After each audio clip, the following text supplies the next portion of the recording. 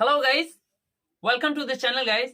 I hope you all are doing fine and fantastic. I hope the day was fantastic, fantabulous. Today we are going to discuss about could have plus third form, means that could have plus past participle of verb. Means that guys, we have already discussed about could, which was the past form of can. In today's session, we are going to discuss some advanced use of could. Why is it so? Means that why is it advanced? Because there will be little change in the structure of the sentence, in the sense of sentence. So let's start the class, guys. This is Akash sir from English Talk Academy. Welcome to the channel again. So we are going to discuss about could have plus third form. Could have plus past participle of verb. Means guys कहने का ये मतलब है कि जब हम could have plus third form का use करते हैं तो यूं समझ लो कि ये कुड का भी पास्ट है। किसका पास्ट है? कुड का भी पास्ट बन जाता है। ये भी सही है कि कैन का पास्ट क्या होता है? कुड। और कुड का past could have plus third form ये कह सकते हैं। जैसा कि मैंने बताया हुआ है कि कोई भी मॉडल वर्ब को पास्ट फॉर्म में ट्रांसफॉर्म करने के लिए हमें हैव प्लस थर्ड फॉर्म का यूज करना पड़ता है। बट ये भी कहना आपके माइंड में ये आ रहा होगा कि सर जब कैन भी एक मॉडल वर्ब है और कुड भी एक मॉडल वर्ब है तो कैन का जब हम कुड बनाते हैं तो मतलब कि कैन का जब हम पास्ट फॉर्म बनाते हैं तो कुड का क्यों यूज करते हैं? ये भी कहना सही होगा कि कैन का past form could have plus third form भी होता है। ओके, तो ऐसे ही है, कुछ पजल्स हैं जो सॉल्व करना काफी डिफिकल्ट हो जाता है कभी कभी। So let's talk about the our base of the class. Base of the class means could have plus third form. Guys कुछ इंपॉर्टेंट पॉइंट्स हैं, उसको हम नोटिस में लेते हैं। पहले क्या है वो? Past possibility that didn't happen. Past possibility that didn't happen.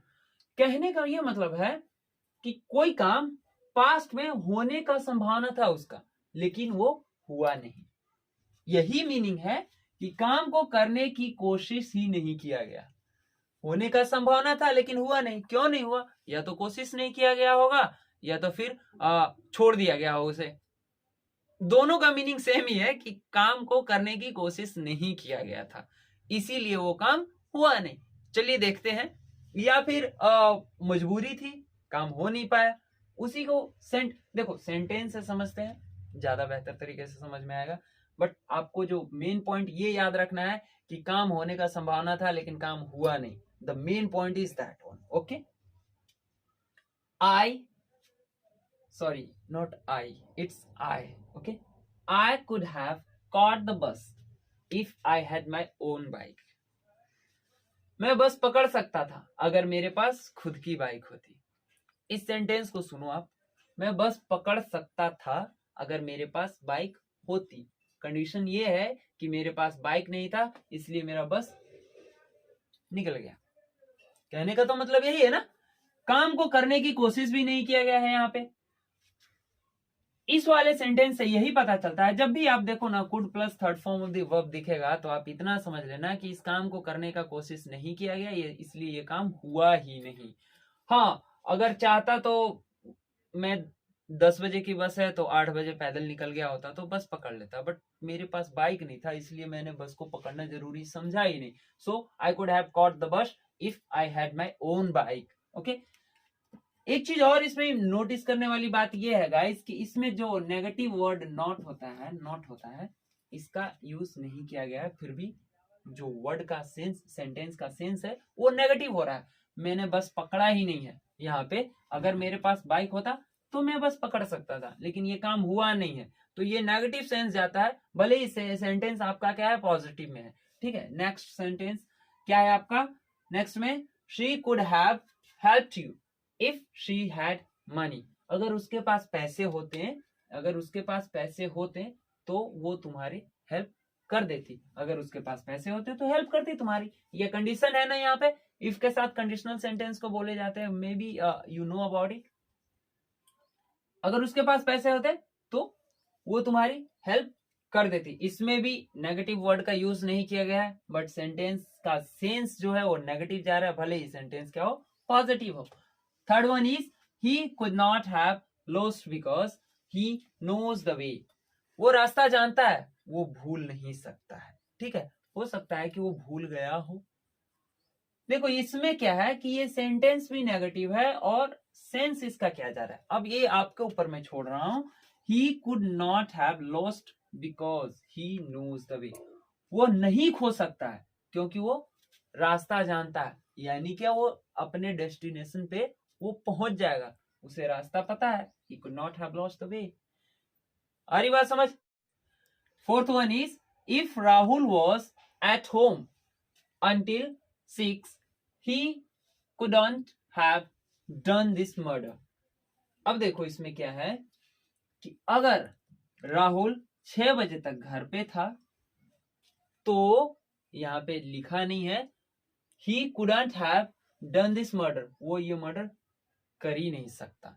Guys एक चीज को समझना, पहले ये ट्रांसलेशन वाला जो प्रक्रिया है इसको समझने की कोशिश करो। देखो ये जरूरी नहीं कि हर सेंटेंस इंग्लिश के सेंटेंस को ट्रांसलेट करें तो सकता या सकती या सकना ऐसा ही करके कुछ है।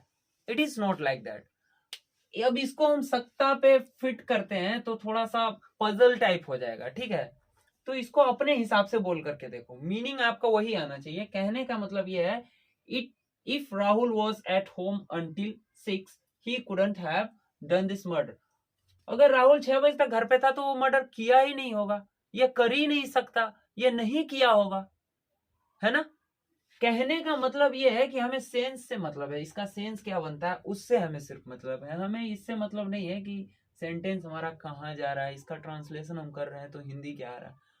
We just need to understand the concept. Okay, next one, I couldn't have done this without you. अब देखो इसमें भी नेगेटिव वर्ड का यूज किया गया है, यहाँ पे इसमें भी नेगेटिव वर्ड का यूज किया गया है और इसमें भी नेगेटिव वर्ड का यूज किया गया। आई couldn't have done this without you, मैं ये तुम्हारे बिना कर ही नहीं पाता। अब इसमें भी अगर मैं बात करूं ना तो कर ही नहीं पाता मैंने बोला है, हिंदी ट्रांसलेशन इसका, चूंकि ये ट्रांसलेशन नहीं है, दिस इज द कॉन्सेप्ट और this is your means to say that कि स्पोकन टर्म्स को मैं ज्यादा ध्यान में रखता हूं, इसीलिए ये चीजें आपको कभी कभी कंफ्यूजिंग लग रहा होगा। आई could have done this without you, अगर मैं इसको ट्रांसलेट करता हूं तो पता नहीं क्या होगा, बट इसका सेंस ये है कि आई couldn't have done this without you, मतलब कि मैं ये तुम्हारे बिना कर ही नहीं पाता। ठीक, कुछ इंपॉर्टेंट है और एडवांस चीजें भी हैं, चलिए उसको देखते हैं पहले। कुड हैव को क्या बना दिया है, कुड मीन्स बेस जो होता है ना, बॉक्स वगैरह बजता है, स्पीकर होम थिएटर वगैरह बजता है तो जो बेस आता है, बेस साउंड वैसा करके आएगा, वी जैसे आइव कुड, आई हैव को आइव, कुड हैव को कुड। ये जो अपोस्ट्रॉफी है आपका, अपोस्ट्रॉफी दो जो यहाँ पे दो वर्ड्स दो लेटर्स हैं, क्या है, एच और ए, क्या है, एच और ए, उसको शॉर्टन करके शॉर्ट फॉर्म वहां पे अपोस्ट्रॉफी बनाया जाता है, कुड। ओके, कुड को कई जो ज्यादातर मतलब नेटिव स्पीकर्स कह सकते हैं उसको, जो ज्यादा इंग्लिश से मतलब डीप में है, और वेल स्पीकर्स और फॉरनर के लिए, चलिए foreigner is the best example for that, वो क्या कुड को क्या यूज करते हैं, कुडा बोलते हैं। ठीक है, कुड हैव को कुडा भी बोल देते हैं। अगर मैं डायरेक्टली बात करूं तो कुड हैव मीन्स कुडा। अब क्योंकि एक प्रोफेसर कुडा बोल रहा है तो कई लोग उसको सुनने में गलती करके कुडा को कुड ऑफ लिख देते हैं, तो ये कुड ऑफ नहीं होता, कुड हैव होता है। Coulda means could have, could of is something different, I don't know about that, but our real meaning of coulda is could have. Next one, could not have को couldn't have बना दिया गया है, जैसे कि मैंने यहाँ पे दो सेंटेंस में यूज किए हुए हैं, इसमें और इसमें। ठीक है, could not have means couldn't have. Okay, so guys, this brings me the end of the lesson. So ये रहा आपका could have plus third form और कुड मिला करके ये आपका लास्ट पार्ट भी कंप्लीट होता है। इसी के साथ हम इस चैप्टर को कंप्लीट करते हैं और कुछ आपके भी दायित्व बनते हैं इस क्लास के प्रति, तो उसे निभाएं। चैनल को सब्सक्राइब करें, वीडियोस को लाइक करें और शेयर भी करें। और कुछ कहना है? हाँ, बेल आइकन भी प्रेस करें। तब तक के लिए मिलते हैं, बाय बाय, टेक केयर।